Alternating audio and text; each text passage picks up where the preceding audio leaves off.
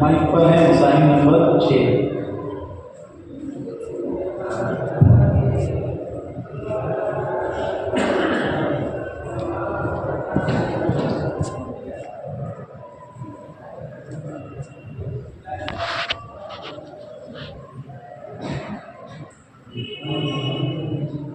حدیث نمبر 40 پڑھیں اور ترجمہ کریں۔ بسم اللہ الرحمن الرحیم۔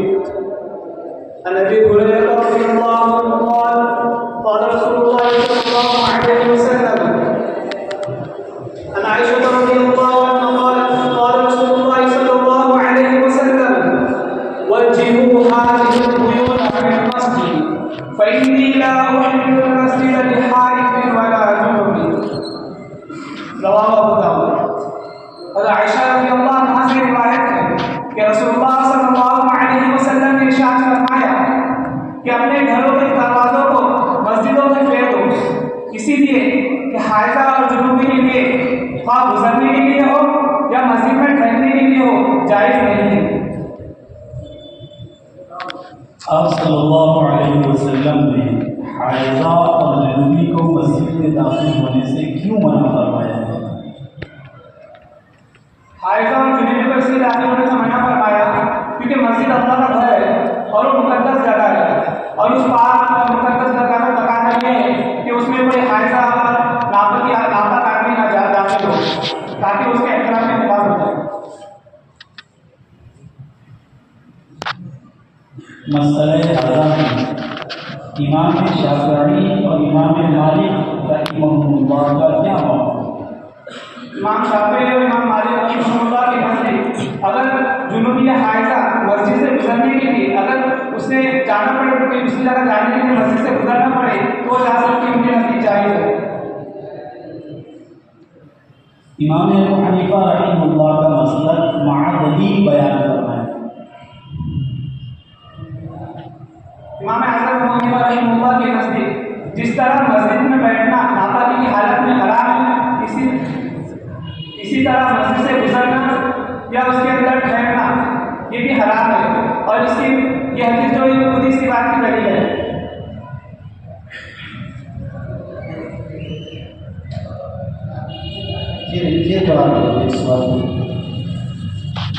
حضرت امام اعظم ابو حنیفہ رحمہ اللہ کے نزدیک جس طرح ناپاکی یا حائضہ کا مسجد کے اندر بیٹھنا حرام ہے، اس طرح اس کا گزرنا بھی حرام ہے، اور یہ حدیث خود حنفیت کی تائید کر رہی ہے کہ حدیث کے اندر مطلقاً داخل ہونے سے منع فرمایا گیا ہے، اس لیے اس عموم کا تقاضا ہے کہ حائضہ اور ناپاکی کو مسجد میں جانے سے روکا جائے۔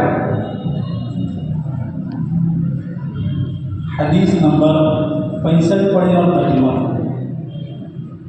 65۔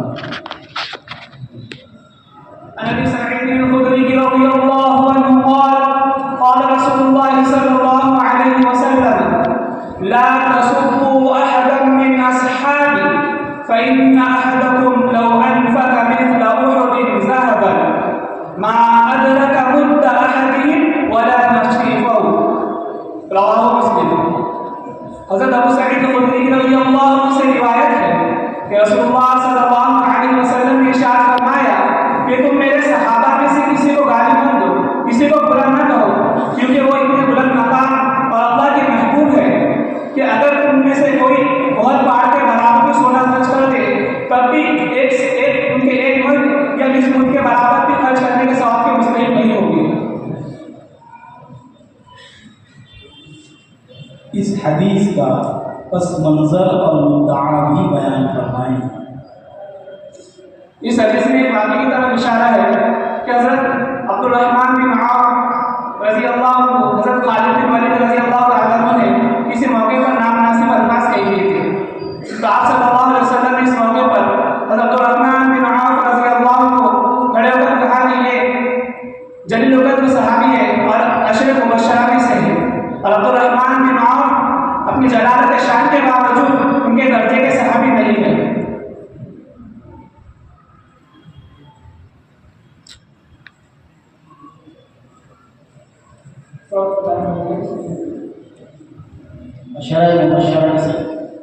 عشرہ مبشرہ ہوا ہے جس کو اللہ کے نبی صلی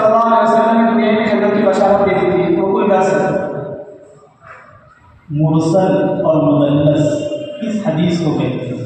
मुरसल वो हदीस है जिसके आगे से कोई रावी गिरा हुआ हो, जिसकी सनद के आगे से कोई रावी गिरा हो, और मुदल्लस वो है कि जिसमें रावी की ये आदत हो कि वो सनद के अंदर अपने शेख या शेख के शेख का नाम छुपा देता हो।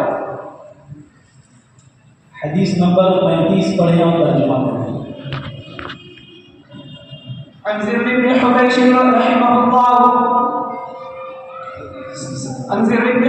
رحمه الله سألت أبي بن كعب رضي الله عنه فقلت إن أخاك ممدوح فقلت عن زر بن حبيش رحمه الله وسألت أبي بن كعب رضي الله عنه فقلت إن أخاك ابن مسعود رضي الله عنه عن زر بن حبيش رحمه الله سألت أبي بن كعب رضي الله عنه فقلت إن أخاك ابن مسعود رضي الله عنه يقول من يوم الحول يصب ليلة القدر وقال رحمه الله أراد أن لا يتخذ الناس أما إنه قد علم أنها في رمضان وأنها في العشر الأواخر وأنها ليلة 27 ثم حدث لا يستثني أنها ليلة 27 فقلت بأي شيء تقول ذلك يا أبا المنذر؟ قال بالعلامة يوم الآية التي أخبرنا رسول الله صلى الله عليه وسلم أنها تطلع يومئذ لا شعاع لها رواه مسلم.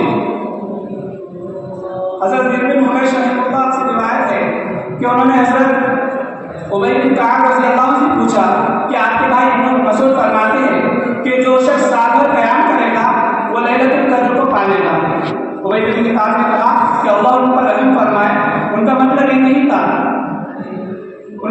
نہیں تھا اگر لوگ ایک ہی رات کا بھروسہ کر کے بیٹھ جائے تو وہ صرف اسی رات میں عبادت کرے اور دوسری راتوں کو شب بیداری سے ترک کر دے. ان کو تو پورا یقین تھا کہ وہ رات رمضان میں ہے اور رمضان کے آخر عشرے میں ہے اور رات 27 شب ہے. اور پھر حضرت ابی بن کعب نے قسم کھائی اور انشاءاللہ نہیں کہا.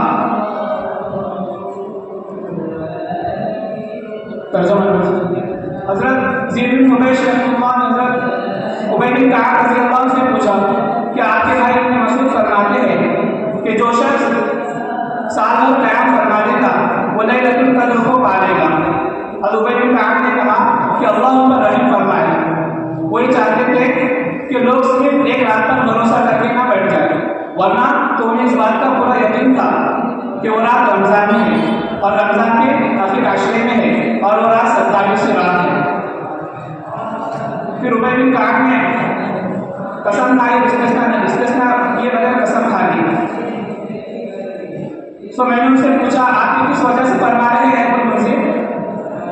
تو انہوں نے کہا کہ اس علامت اور اس دلیل کی بنا پر جس کی خبر رسول اللہ صلی اللہ علیہ وسلم نے ہمیں دی کہ اس شب قدر کے بعد جو دن میں سورج شروع ہوتا ہے اس میں شعاعیں نہیں ہوتی.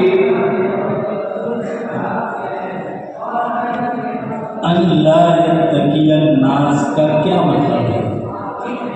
اللہ یتقی الناس کا مطلب یہ ہے کہ لوگ صرف ایک ہی رات پر بھروسہ کر کے نہ بیٹھ جائیں.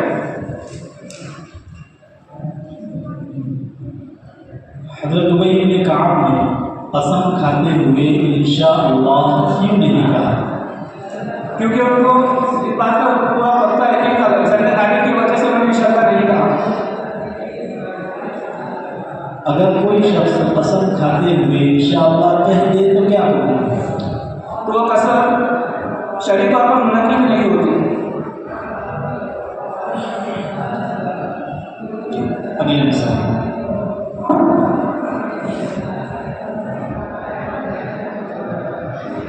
تشریف لا رہی ہیں مصاحف نمبر 5.